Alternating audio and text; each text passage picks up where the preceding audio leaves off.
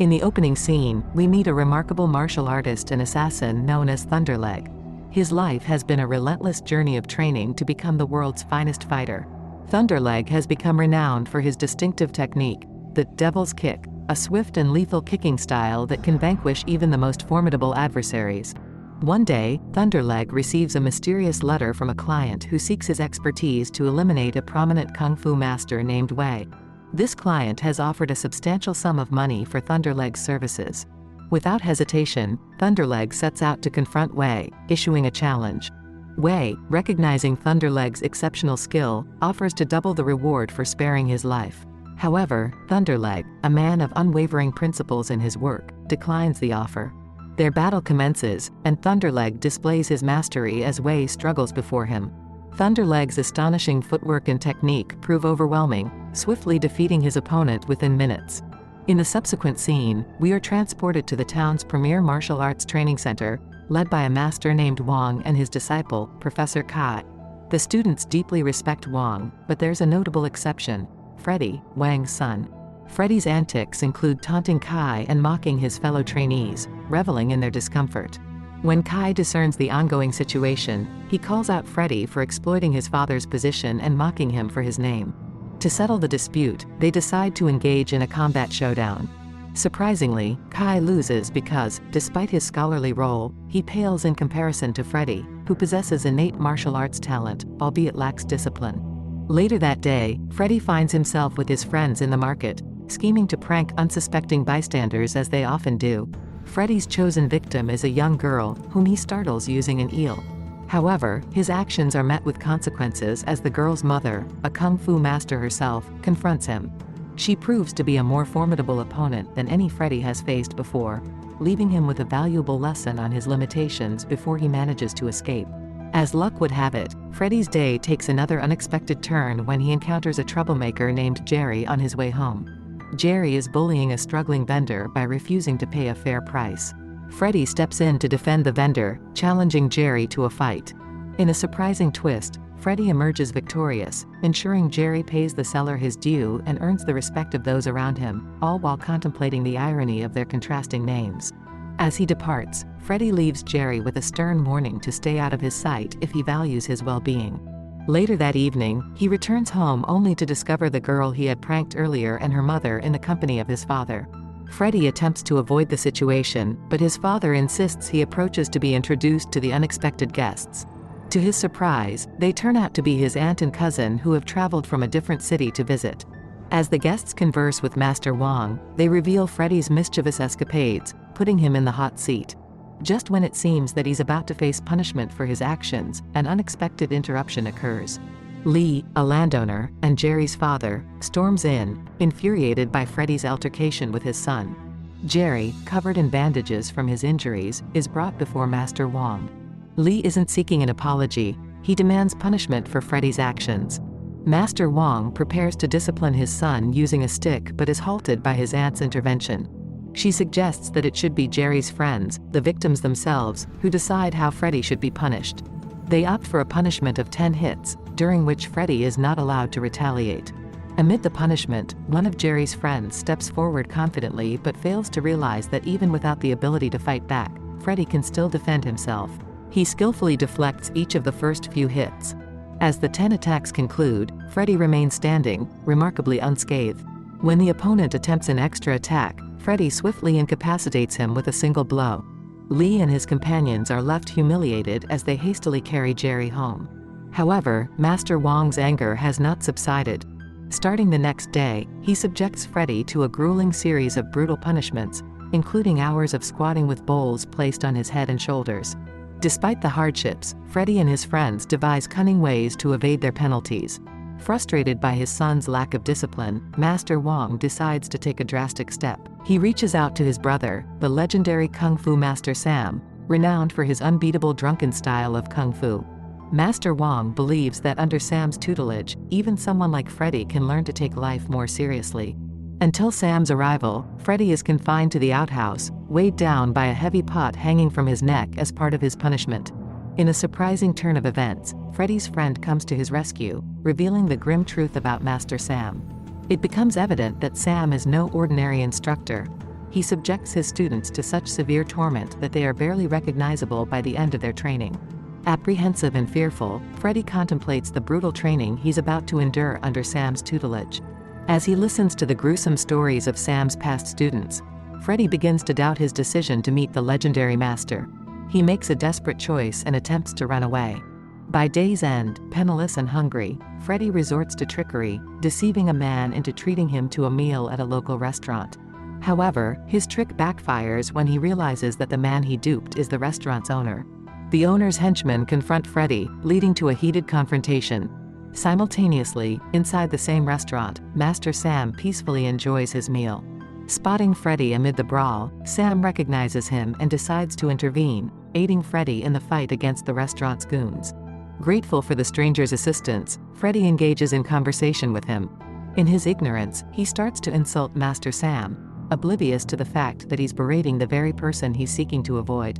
Eventually, Freddy's curiosity leads him to ask the stranger's name, only to discover that this person possesses the whitest name of all, Master Sam. Freddy's expression shifts, realizing his grave error. Attempting to escape, he finds himself in a futile struggle against Sam, who quickly imparts a lesson in humility. Freddy's training begins the next day, with Sam's tough guidance. His first task involves moving water between massive pots. While doing this, Freddy pretends to fall into a pot, but he ends up trapped inside. He escapes and finds refuge in an abandoned building, owned by Thunderleg, the notorious assassin. Thunderleg tells Freddy to leave, but not knowing his identity, Freddy refuses. In response, Thunderleg humiliates and overpowers him, sparing his life because he deems Freddy too weak to be a worthy opponent. Though Freddy's life is spared, he is left profoundly embarrassed. His humiliation fuels a burning desire for revenge against Thunderleg, motivating him to pursue intensive training. In the subsequent scene, Freddy returns to Master Sam, offering a heartfelt apology and begging for another chance. Sam, recognizing the sincerity of Freddy's plea, grants him a final opportunity to prove himself. Freddy's training journey with Master Sam embarks on its first challenging phase. The initial step involves enhancing his arm strength, an arduous process wherein Sam attaches sticks to Freddy's hands, manipulating him like a puppet throughout the entire day. The intense training takes a toll on Freddy, leaving him struggling even to use chopsticks during dinner. He harbors doubts about ever reaching the level of strength exhibited by Thunder, but as days pass, he begins to sense gradual improvements in his arm strength. The first quarter of his training comes to an end when Freddy demonstrates his newfound power by effortlessly breaking walnuts with his bare fingers. This milestone fills him with a sense of accomplishment and motivates him to continue his grueling training. One day, Freddy and Master Sam venture to a local betting zone, where Sam's seasoned gambling skills lead to consistent victories, amassing a significant amount of money. Their success attracts the ire of fellow gamblers, including a bald man who believes he can defeat Sam. They wager all their money on the final round, but the bald man resorts to cheating to secure his win. Exposed as a fraud, the bald man panics and points fingers at Sam. Seizing the opportunity to defend his master's honor, Freddy challenges the cheater to a fight, expecting an easy victory. However, the bald man unveils his mastery of skull-style kung fu, employing his powerful head as a weapon. In the initial half of the fight, Freddy finds himself overpowered. Nevertheless, he manages to obtain a hammer, ultimately prevailing over his adversary. Later, Master Sam runs out of his favorite alcohol and sends Freddy to retrieve more from a nearby restaurant. Instead, Freddy indulges in a lavish meal and dilutes the alcohol with water, hoping to deceive Sam. However, Sam instantly detects the ruse, recognizing that the alcohol has been tampered with. At a different location, the disgruntled bald man enlists the help of the Bamboo Master to exact revenge on Sam for their previous encounter. Though the Bamboo Master wields his formidable stick, Sam is handicapped without his primary source of power, alcohol. Fortunately, Freddy arrives just in time, and they decide to flee rather than confront their adversaries directly. In the aftermath of their narrow escape, Freddy places blame on Sam for not teaching him effectively enough. Sam reveals that Freddy has been learning only the basics of the drunken kung fu technique until now. With those fundamentals in place, Freddy must now delve into the more critical aspects of this complex martial art. Following their narrow escape, Freddy and Master Sam embark on a revelatory journey. They indulge in alcohol until they are utterly intoxicated, a state where the average person can barely stand. Astonishingly, Sam's drunkenness seems to unlock an incredible power within him. He can flawlessly execute the techniques of all 7 kung fu masters, displaying a remarkable mastery of the martial arts. Meanwhile, Freddy delves into the lore of these 7 masters, learning about their unique strengths and vulnerabilities. Hours upon hours of rigorous training helped him grasp the intricacies of kung fu techniques, transforming him into a more disciplined and committed student than ever before. One fateful day, the landowner, Li, approaches Master Wong with a tempting offer to purchase his land. Wong discerns Li's ulterior motives to exploit the land for coal mining, even offering him a substantial cut of the profits. Unperturbed by the enticing proposal, Wong unceremoniously dismisses Li, determined to protect the land from exploitation. In another scene, Thunderleg receives a cryptic letter from a client who turns out to be none other than Li himself. The request, to eliminate Master Wong. Thunderleg accepts the sinister task and readies himself to travel to the city for the mission. Freddy encounters the Bamboo Master, seeking revenge for past humiliation. He provokes a fight and, fueled by alcohol, becomes an unstoppable force, defeating the Bamboo Master and stealing his wine. Upon returning home, Freddy discovers Master Sam's disappearance and a letter revealing his training is complete. Meanwhile, a man rushes to Wong, revealing Li's land takeover. Wong confronts them but finds the land deserted, unaware it's a ruse by Thunderleg to challenge him and boost his reputation. The climactic battle unfolds as Thunderleg and Master Wong engage in a fierce showdown. Initially, both opponents are evenly matched in strength and technique, delivering powerful blows and displaying their martial prowess. However, the turning point comes when Thunderleg decides to unleash his signature move, the Devil's Kick. With this devastating technique, he overpowers the formidable Wong, sending him crashing to the ground, moments away from certain death. In this dire moment, one of Master Wong's disciples rushes to fetch Freddy, who arrives just in the nick of time. The sight of his injured father stirs a burning rage within him, and he readies himself to confront Thunderleg in Wong's stead.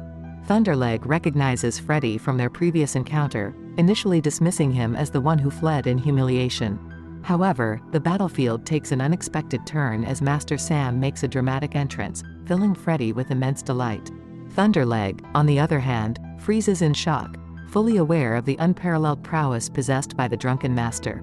Sam's presence is enough to instill fear in the deadly assassin, who knows better than to underestimate the Drunken Master. Sam, however, assures Thunderleg that he won't intervene in the fight, preferring it to be a test of his student's abilities against Thunderleg's skill. The battle commences, and Freddy adeptly dodges Thunderleg's relentless attacks, showcasing his newfound mastery. Frustration gets the better of Thunderleg, leading to a critical mistake that allows Freddy to gain the upper hand. In a final display of his strengthened arm muscles, Freddy snaps Thunderleg's neck, decisively defeating the renowned assassin. In the end, Freddy emerges as the victor, standing proudly over his fallen opponent. Finally, his father, Master Wong, looks upon him with pride and admiration, recognizing the transformation and redemption his son has undergone throughout this arduous journey.